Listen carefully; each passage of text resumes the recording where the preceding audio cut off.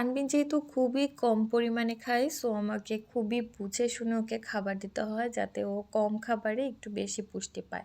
তো আজকে ওকে আমি ব্রেকফাস্টে এমন একটা খাবার দিচ্ছি যেটাতে আছে হাই প্রোটিন, আয়রন আর বিভিন্ন রকমের ভিটামিন। তো আমি এখানে নিয়ে নিয়েছি বেসন, বাচ্চার চাহিদা অনুযায়ী নিবেন। তারপরে আমি সেখানে একটু পানি দিয়ে ভালো করে বেসনটাকে আগে গুলে নিয়েছি যাতে করে কোনো লাম্পস না থাকে। আর তারপরে হচ্ছে আমি এখানে অ্যাড করেছি পেঁয়াজ কুচি, টমেটো কুচি আর অ্যাড করেছি বিটরুট গ্রেট করে।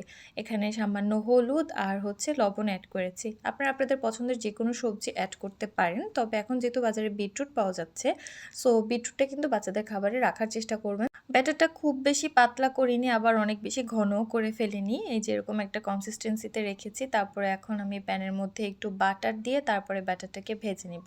আর এই ব্যাটারটাকে খুব বেশি ছড়িয়ে দিব না, কারণ তাহলে একটু ক্রিস্পি হয়ে যাবে। আর বাচ্চারা ক্রিস্পি খাবারের চাইতে একটু সফট টাইপের খাবার যেটা খেতে বেশি কমফোর্টেবল ফিল করে। তো আমি ঢাকনা দিয়ে ঢেকে লো মিডিয়াম হিটে প্রত্যেকটা সাইডে ৫ মিনিটের মতো করে রান্না করে নিয়েছি। আর এটা লো মিডিয়াম হিটে রান্না করতে হবে, তাহলে বেসনটা সেদ্ধ হবে, না হয় কিন্তু সেদ্ধ হবে না। তো এই তো খুবই হেলদি, প্লাস এটা কিন্তু অনেক মজারও ব্রেকফাস্ট রেডি। আর আমি দেখাচ্ছি যে এটা কিন্তু অনেক সফট হয়। সো ৮-৯ মাস বয়স থেকে বাচ্চারা ইজিলি এটা খেতে পারবে।